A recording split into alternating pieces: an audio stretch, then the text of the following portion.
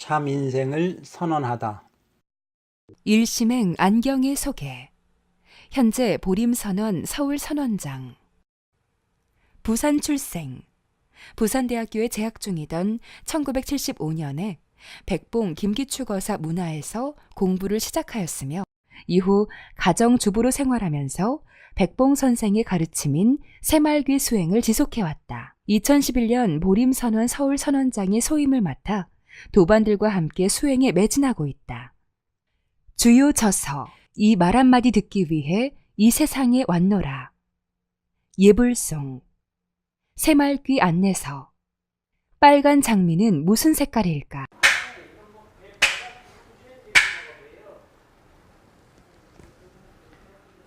자, 먼저 입장하겠습니다.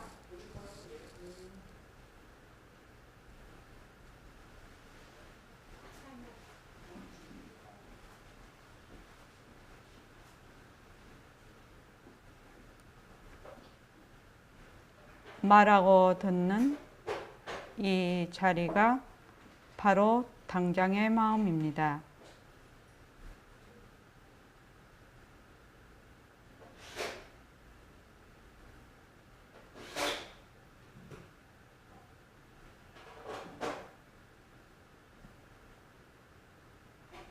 마음을 가라앉히시고 허공으로 써인 내가 듣는다.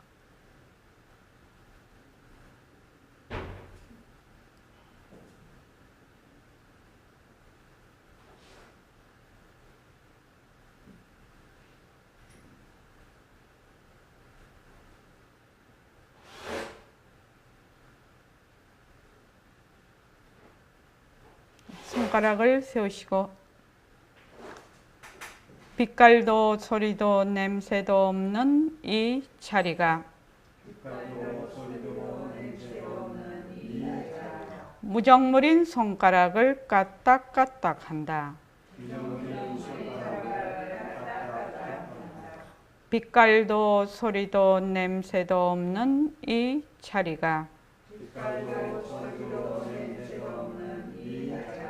무정물인 귀로 듣는다. 빛깔도 소리도 냄새도 없는 이 자리가 무정물인 입으로 말한다. 이 자리가 밥 먹고 일하고 이 자리가 공부하고 꿈꾸고 이 자리가 성내고 욕심내고 이 자리가 좋아하고 싫어한다. 빛깔도 소리도 냄새도 없는 이 자리가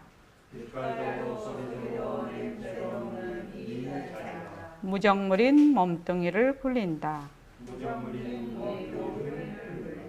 빛깔도 소리도 냄새도 없는 허공으로 써인 나는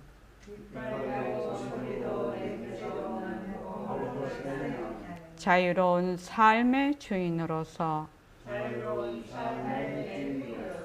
애착과 집착, 탐진치를 여의어서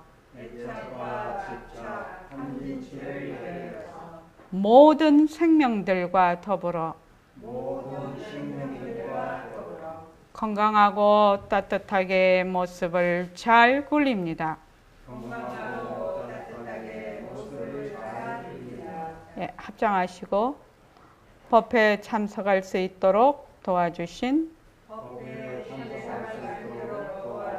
불보살님과 선지식들과 모든 인연들에 감사합니다. 감사합니다. 도반님들 감사합니다. 예, 감사합니다. 자, 안녕하십니까? 반갑습니다. 예, 반갑습니다. 자, 오늘은 이제 부처님 오신 날이 이제 내일 모레입니다. 22일이지요. 22일 날 부처님 오신 날입니다. 그래서 부처님 오신 날을 기해서 이제 부처님 오신 날에 대한 그 법문을 오늘 하도록 하겠습니다. 지금 2018년 그 부처님 오신 날은 불기로 2562년이 됩니다. 불기는 부처님께서 인멸하신 그 해를 기준으로 해서 불기라고 합니다. 그래서 지금 올해는 불기 2562년이 되겠습니다. 저희 보림선언에서는 그 백봉선생님 계실 때부터 48절 기념일이라고 했습니다. 부처님 오신 날이라고 하지 않고, 왜 그러냐면 진짜 부처는 모습이 있습니까? 없습니까? 진짜 부처는 모습이 없습니다. 모습이 없으면 오고 가는 것이 있을까요? 없습니다. 예, 오고 가는 것이 없습니다. 본래 생사가 없는 절대 평등성 자리입니다. 거기에서 인연과 조건에 따라서 몸을 놔두신 거지요.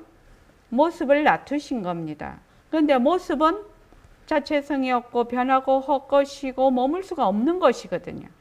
그래서 모습은 왔다 갔다 하지만 부처님이 왔다 갔다 할 수는 없습니다. 부처 자리는 본래 절대 평등성 자리고 거래가 끊어진 자리입니다.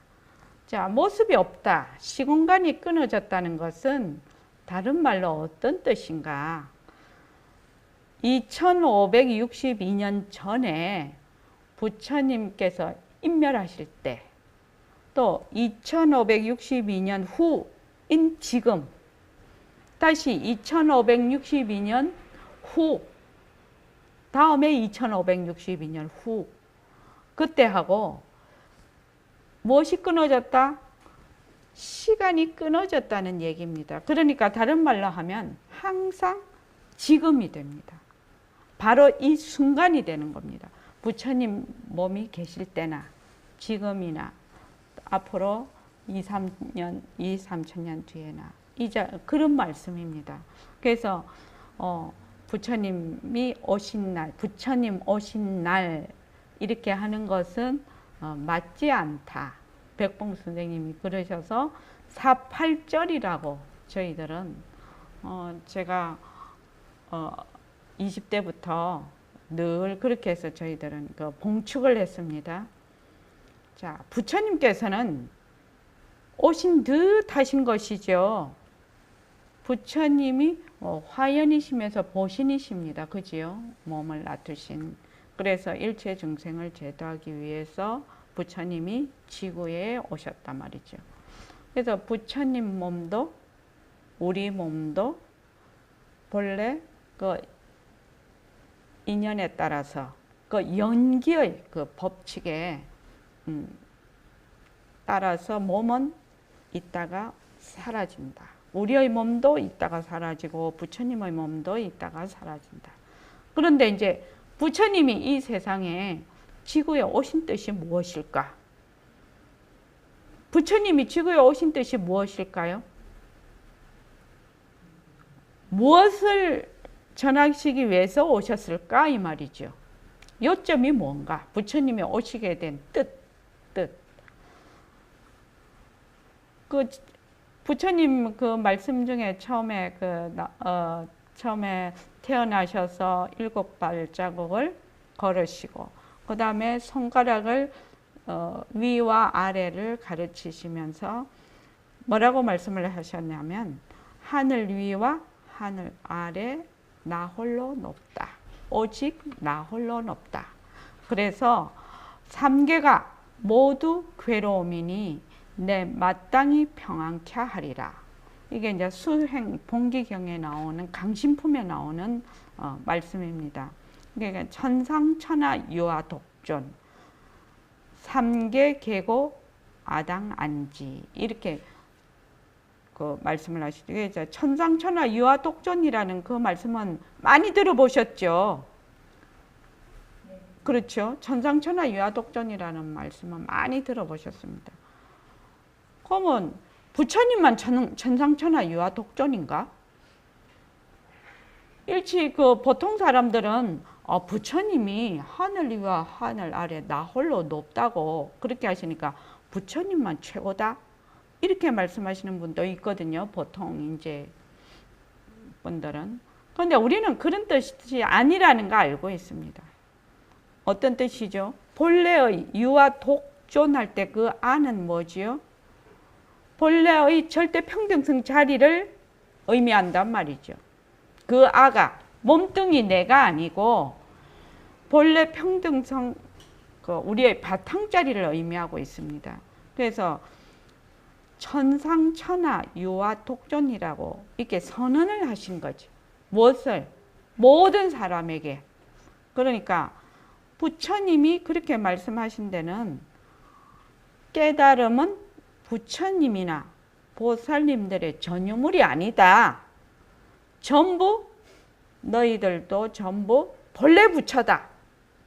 이거를 선언을 하셨다 이 말입니다. 태어나셔서 하신 말씀이. 그래서 이거를 저는 어떻게 표현을 하느냐면 참 인생을 선언하다. 이렇게 저는 말씀을 드립니다. 참다운 인생을 선언하다. 왜냐하면 우리는 맨날 중생지견을 갖고 있거든. 가짜를 진짜로 알아. 몸뚱이를 내로 아니까 생사가 계속 있게 되죠. 그리고 생사가 있게 되니까 거기에서 또 괴로움이 있게 된단 말이죠. 그런데 부처님께서는 본래 너는 부처다. 본래 너는 부처다. 본래 우리는 부처다. 나와 부처님과 중생은 뿌리가 같다. 둘이 아니다.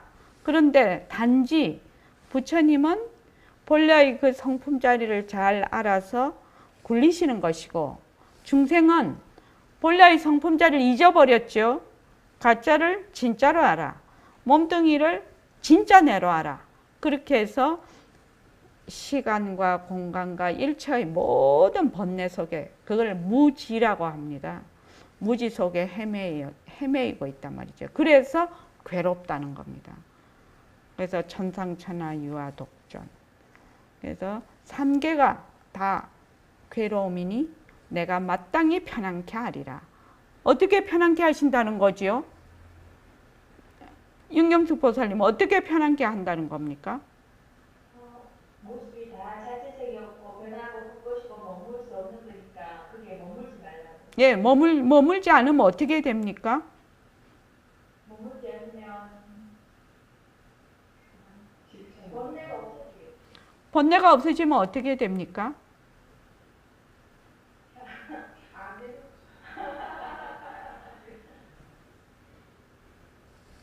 본래의 나의 바탕자리를 드러내게 되지요.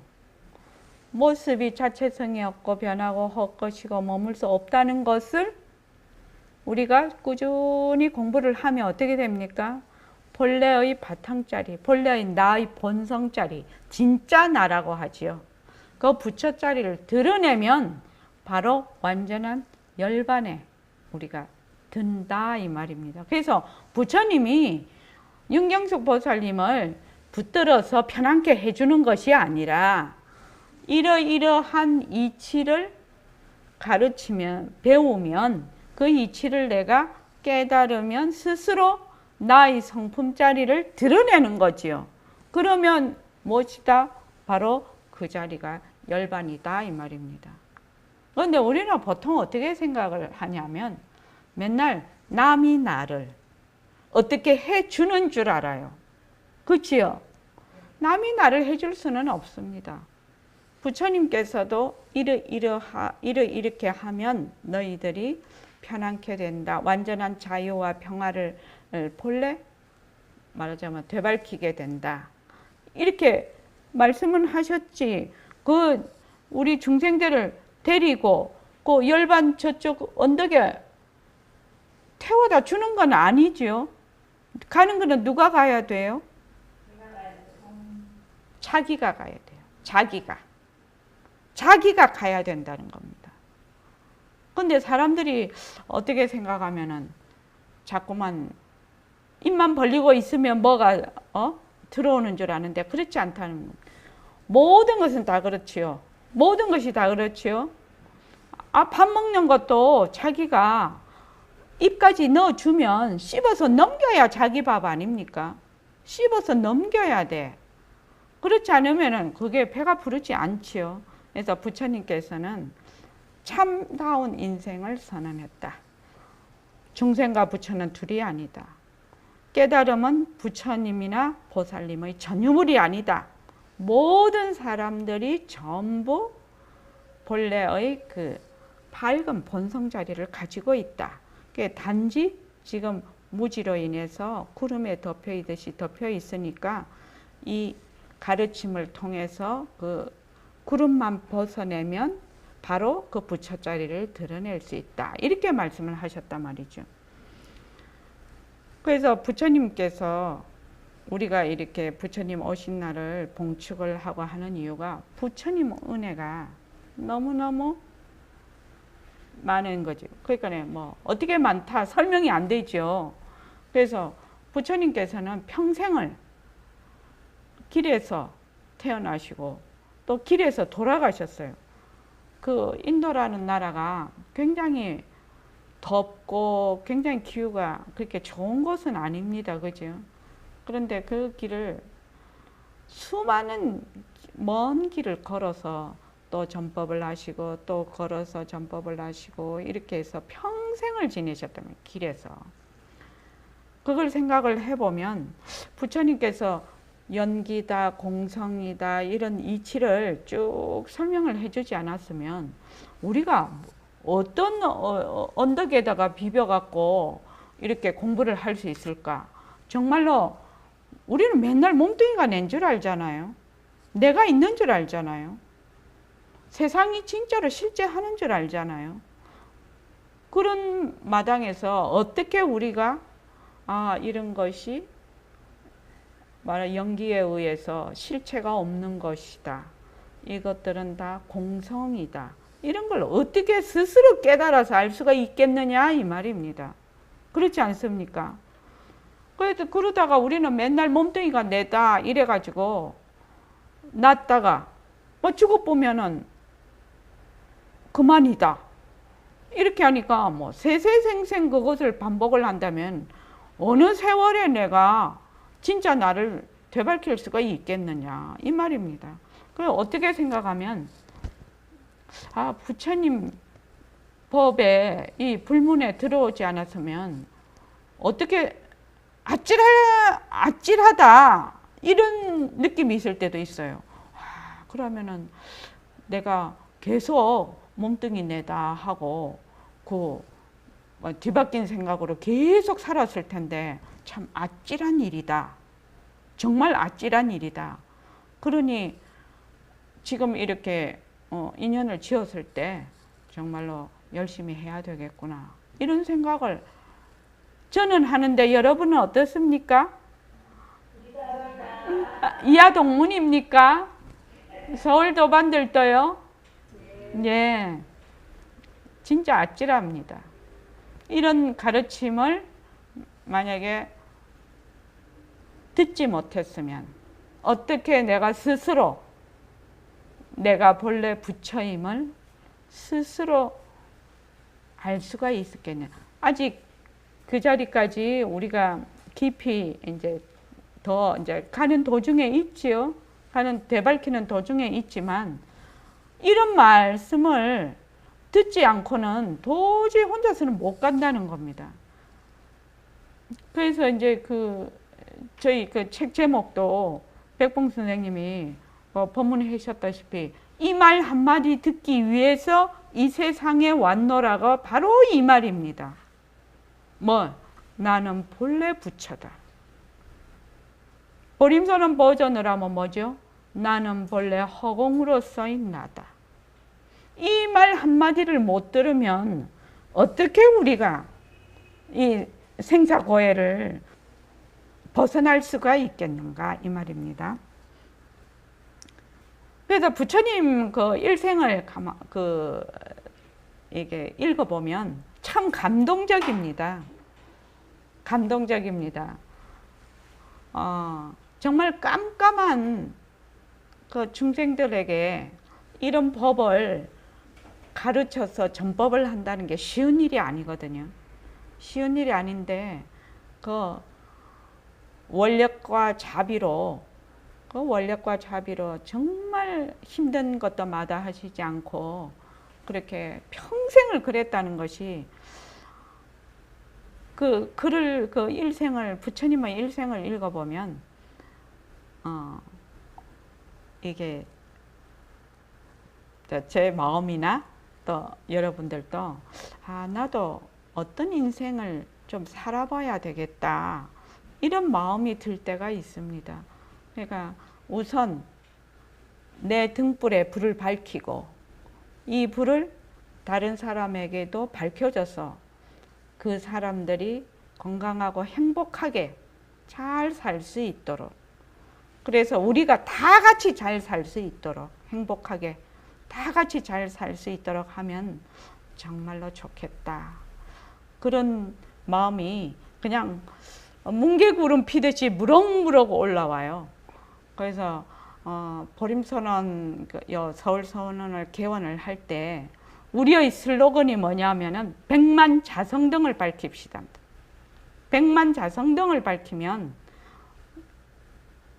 수많은 사람들에게 자기의 본성을 되밝혀서 참다운 인생을 살게 해줄 수가 있지 않느냐 이 말입니다. 평안하게 살 수가 있게 해줄 수 있지 않느냐. 그것보다 더 이 세상에 큰일이 어디 있겠느냐. 그런 생각을 해봅니다. 그런데 이제 여기서 우리가 꼭 짚고 넘어가야 될 게 있어요. 부처님과 우리가 뿌리가 하나면 우리는 왜 미하고 부처님은 깨치셨나? 이런 질문이 있겠죠. 부처님과 뿌리가, 내하고 뿌리가 하나인데 왜 나는 미하고 부처님은 깨치셨는가? 또 모습 없는 부처님을 칭견을 하려면 어떻게 해야 되지? 그렇죠? 어떻게 나의 부처를 되밝힐 것인가? 또 그렇다면 나의 그 본내와 무지를 어떻게 놓을 것인가? 이러한 질문들이 일어납니다. 그죠? 그러니까 우리가 그거를 하나하나 한번 간단하게라도 뒤집어 봐야 되는 날이 오늘입니다. 부처님 오신 날에 우리가 알아야 되는 거라는 거죠. 그래서 부처님과 우리의 바탕이 하나라면 왜 우리는 미하고 부처님은 깨달으셨나요? 우리는 왜 미하나요? 각성거사님, 우리는 왜 미하나요?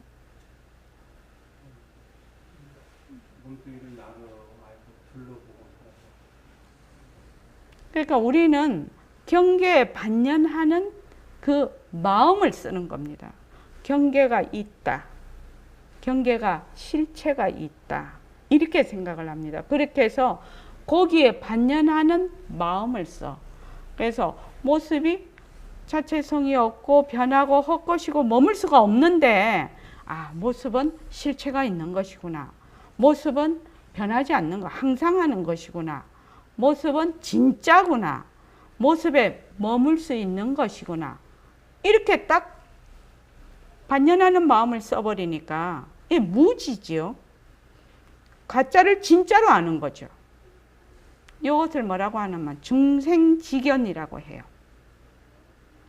중생지견은 가짜를 진짜로 알아서 그것을 번뇌, 무지와 번뇌에 휩싸이는 것을 중생지견이라고 하고, 부처지견은 가짜를 가짜로 알아서 본래의 그 마음을 쓰는 것을 부처지견이라고 해요.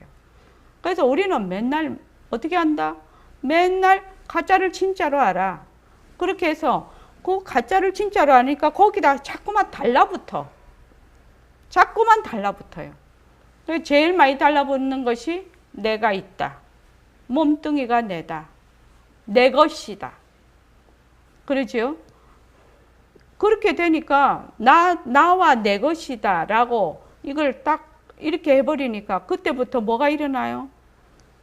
증오가 일어나고 집착이 일어나고 갈등이 일어나고 투쟁이 일어나는 겁니다. 네, 이것을 있는 것을 없다고 해라? 그거 아니죠.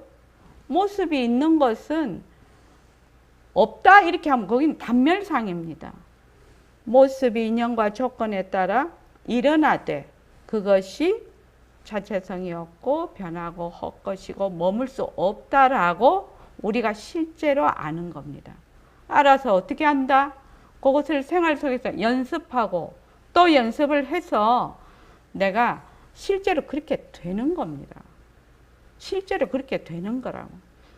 그래서 우리는 현재는 가짜를 진짜로 아니까 미한 상태, 미하다라고 하지요. 미한 것이 실체가 있습니까? 미한 것이 실체가 있습니까?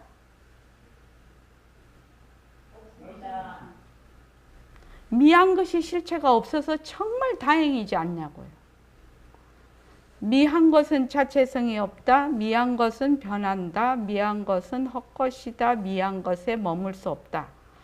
미한 것이 자체성이 없어서 정말로 다행이지, 미한 것이 만약에 자체성이 있다면 우리는 절대로 부처 못 됩니다. 그렇지 않습니까? 그런데 미한 것도 비어 있거든요.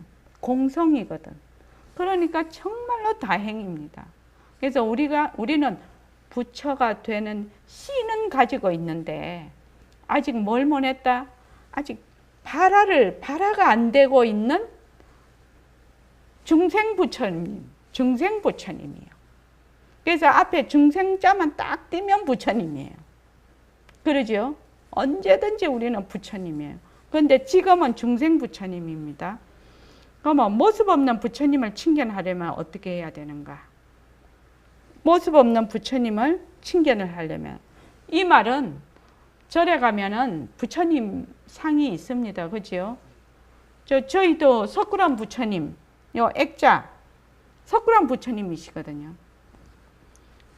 요 부처님의 형상을 해놓은 것은 그 부처님의 법을 존중하고 그 법을 기리기 위해서 부처님 형상을 이제 만들어서 거기에다가 존중하는 것이죠. 그 부처님, 만들어 놓은 형상 자체가 부처님이 아닙니다. 아닙니다. 근데 보통 사람들은 그 부처님 형상이 부처님이라고 생각을 하고 자꾸 거기다가 집착을 합니다. 그렇지 않습니다. 부처님의 형상은 부처님의 가르침과 그 부처님의 그 법을 존중하는 의미로서 그 이미지화 해놓은 거죠. 그게. 그래서 사람들이 생각하는 부처님 형상이 다 다릅니다. 그리라고 하면 다 다르게, 자기가 본 부처님 다 다르게 그립니다. 그래서 모습 없는 부처님을 칭견한다. 부처님을 칭견한다는 것은 바로 나의 본래의 본성, 진짜 나를 만나려면 이 뜻이거든요. 자, 본래 나를 만나려면 어떻게 해야 됩니까? 나의 본성을 되밟히려면 어떻게 해야 됩니까? 한영희 보살님은 어떻게 해야 됩니까?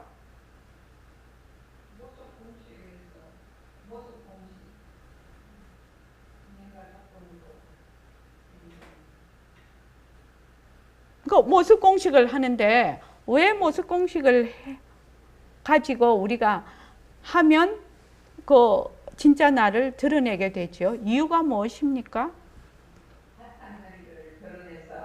네. 그런데 어떻게 해서 모습이 없는 바탕자리를 드러낼 수가 있느냐 이 말입니다. 모습 공식을 하는데 어떻게 해서 그걸 드러낼 수가 있느냐 이 말이지요. 지금 그게 중요하지요.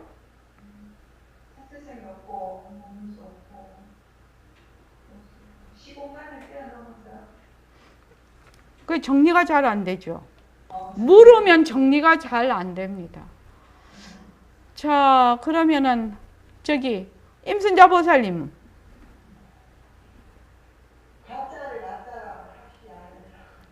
예, 가짜를 가짜로 확실히 알아야 돼요. 그런데 가짜를 확실히 아는데 어떻게 진짜를 드러낼 수가 있느냐 이렇게 묻고 있습니다. 네.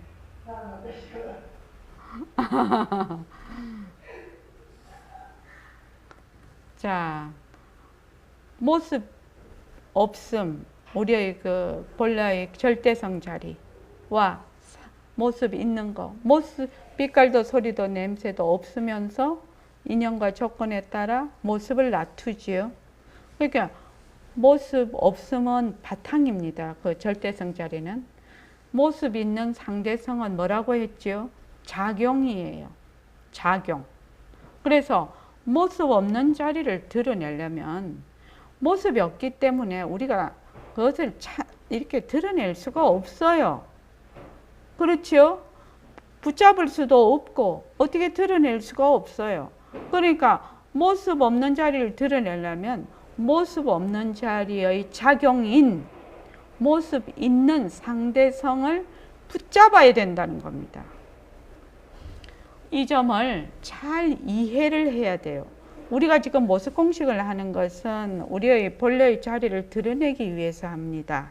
그런데 본래의 자리를 드러내는데 왜 모습 공식을 합니까? 이렇게 묻는 거지요.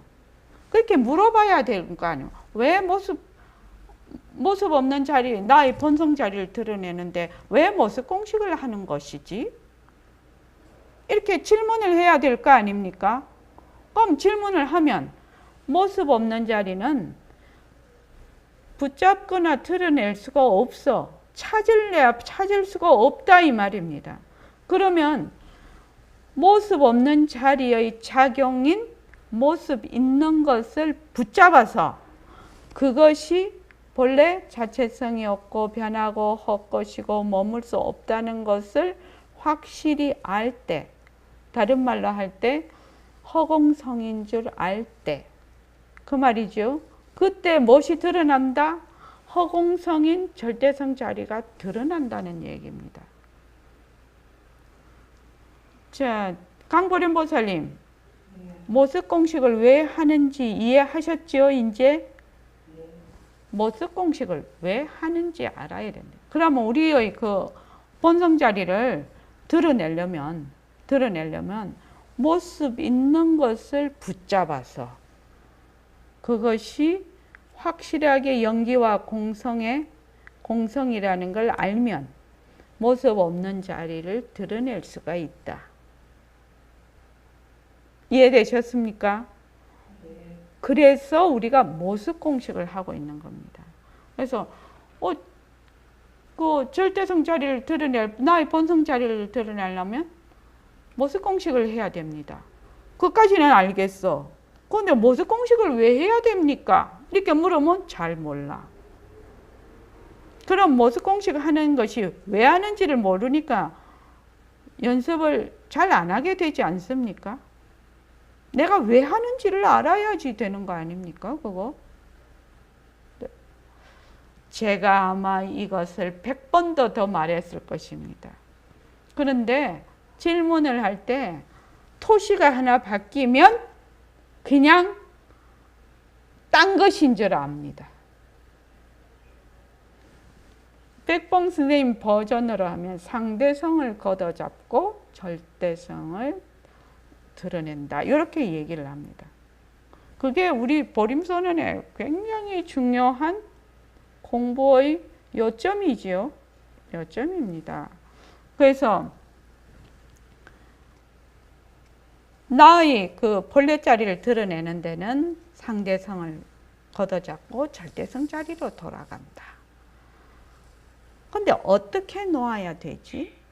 이것이거든. 나의 분별 망심을 어떻게 놓아야 될 것인가? 한마디로 하면 어떻게 해야 되죠? 분별 망심을 어떻게 놓습니까? 가짜가 가짜인 줄 알면 어떻게 됩니까? 왜 놓게 되지요? 가짜이니까요. 그러면 지금 질문하고 답이 뺑뺑뺑뺑 자꾸 다람쥐 쳇바퀴 돌듯이 돌아가잖아요.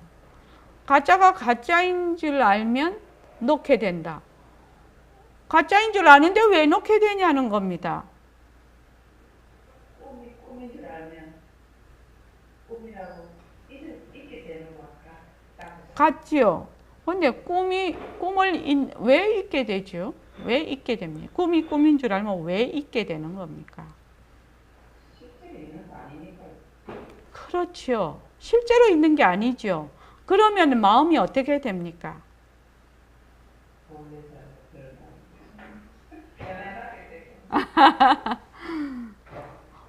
머물지 않게 되지 않습니까? 머물지 않을 거 아닙니까? 가짜가 가짜인지를 확실히 알게 되면 머물지 않을 거 아닙니까? 머물지 않을 거 아니냐고요.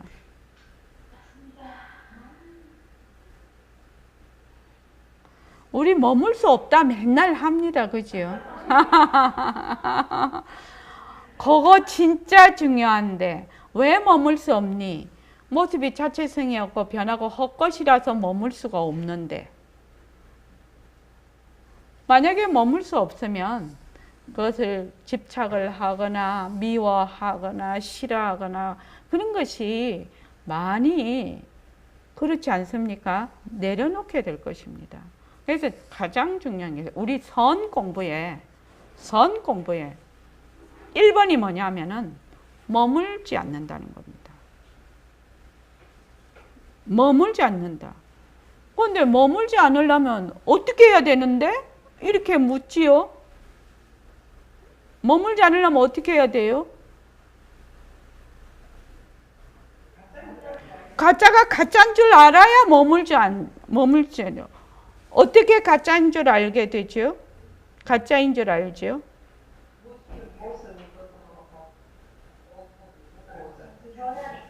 변하니까 가짜인 줄 아는 겁니다. 변하니까 가짜인 줄 아는 겁니다. 가짜인 줄 아니까 어떻게 해요? 머물지 않는 겁니다. 말로 보면은 상당히 쉬운 말이지만 굉장히 논리정연해요. 저는 우리가 이 부처님의 그 가르침, 이 가르침이 굉장히 어려운 데 있다고 생각을 안 합니다. 그런데 사람들이 자꾸 자기가 어렵게 만들어 버려요. 그거를. 그렇지 않습니까? 가짜인 줄 머물지 않으면 왜 머물지 않니? 가짜인 줄 알았어. 가짜인 줄 알려면 어떻게 해야 되는데 변하는 거 알아야 돼. 왜 변하나? 왜 변합니까? 자체성이 없어서요. 그렇게 알면은 위에서 밑으로 와도 이해가 되고 아래에서 위로 가도 이해가 돼요. 그래서 우리 불교 신자들 중에 제일 큰 병이 무슨 병이라고 했죠?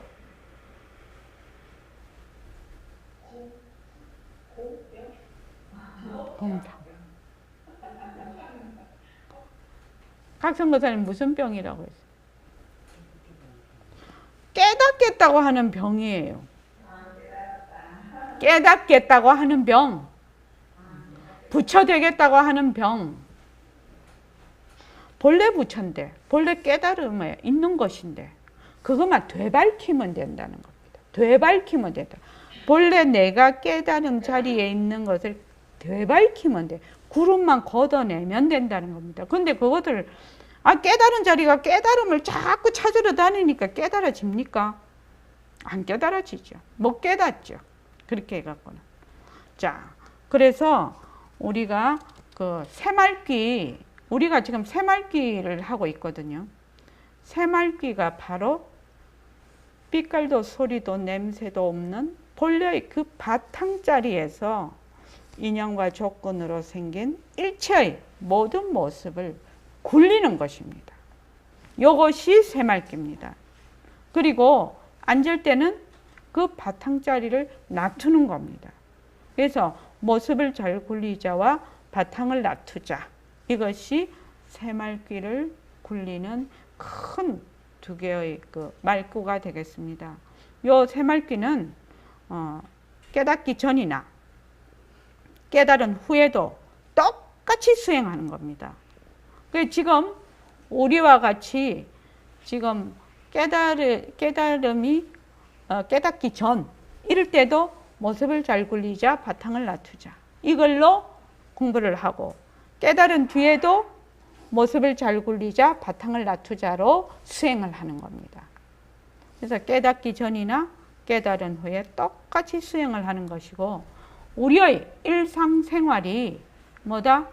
전부 수행이 됩니다. 왜?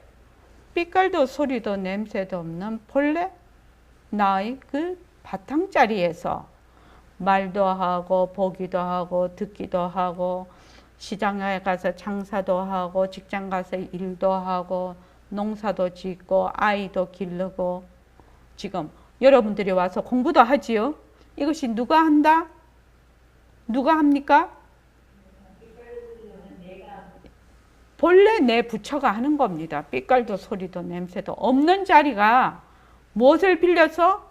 무정물인 몸뚱이를 빌려서 모든 모습을 놔두고 있는 겁니다. 그러니까 우리가 하는 일상생활이 전부 새말귀가 됩니다. 그래서 백봉 선생님은 이 새말귀는 언제 내가 깨닫는지도 모르게 깨달아진다. 그렇게 말씀을 하셨어요.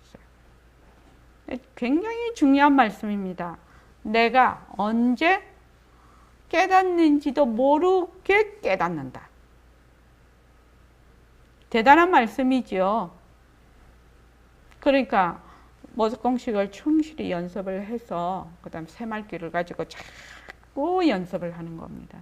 그렇게 하면 우리가 전부 본래 나의 자리를 되밟힐 수 있고 일상생활이 바로 그 자리의 발현이 되는 그런 생활이 되겠습니다. 자, 오늘 그 부처님 오신 날 여기 부처님 경전에서 이 문구를 자료로 좀 뽑아 봤는데 다 같이 한번 읽고 자, 한번 읽어보지요. 자, 라다 비구가 부처님께 여쭈는 겁니다. 이 잡암경에 있는 말입니다. 자, 다 같이 한번 읽어보시죠. 자, 시작. 참 인생을 선언하다. 하늘 위와 하늘 아래 오직 나 홀로 높다. 삼계가 모두 괴로움이니 내 마땅히 평안케 하리라. 부처와 중생. 라하다 비구가 부처님께 여쭈었다. 세존이시여, 이른바 중생이란 어떤 것을 말합니까? 부처님께서 라하다에게 말씀하셨다. 물질에 집착하고 얽매이는 것을 중생이라 부르며 느낌, 생각, 작용, 식별하는 것에 집착하고 얽매이는 것을 중생이라 부르느니라. 고타마시여, 어떤 사람을 부처라고 합니까? 부모가 붙여준 이름입니까? 바라문이 지어준 이름입니까? 부처님께서 개송으로 말씀하셨다. 부처는 지나간 과거생을 보고 미래생도 보며 또한 현재에서 사라지는 모든 것을 다 보며 밝은 지혜로 모든 것을 환히 알아 닦아야 할 것을 빠짐없이 닦고 끊어야 할 것을 남김없이 끊었기 때문에 부처라고 부르느니라. 억겁의 세월 동안 살펴보아도 즐거움은 잠시요 괴로움만 남으니 한번 태어난 것은 반드시 죽어야 하기 때문이니라. 그러므로 번뇌 망상을 멀리 벗어나 뿌리채 뽑아버려 세상을 바르게 깨달은 이를 부처라고 말하느니라. 네, 부처님께서 중생과 부처를 굉장히 분명하게 얘기를 해 놓으셨습니다. 중생을 뭘 중생이라 하느냐? 물질 세계에 집착하고 얽매이는 것을 중생이라 부르며 수상행식이지요. 느낌, 생각, 작용, 식별하는 것에 집착하고 얽매이는 것을 중생이라 부르니라.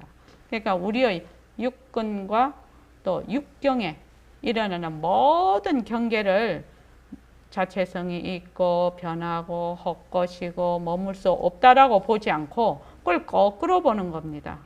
가짜를 진짜로 보니까 거기에 계속 얽매이죠. 그것을 중생이라 부르고 부처님은 번뇌망상을 멀리 벗어나 뿌리째 뽑아버려 세상을 바르게 깨달은 이를 부처라고 말씀을 하신다 이 말입니다. 그래서 가짜를 가짜로 정확하게 알아서 가짜를 잘 굴리시는 분을 부처라고 합니다. 여러분들께서 우리가 본래 부처입니다. 부처님 오신 날은 부처님이 본래 우리는 부처다. 이것을 선언해 주시러 오신 우리의 날입니다. 그래서 자, 다 같이 나는 부처다. 3번 하고 나는 허공으로서의 나다. 그 3번 하고 끝을 맺겠습니다. 시작. 나는 부처다. 시작. 나는 부처다. 나는 부처다. 나는 부처다. 예. 나는 허공으로서의 나다. 나는 허공으로서의 나다.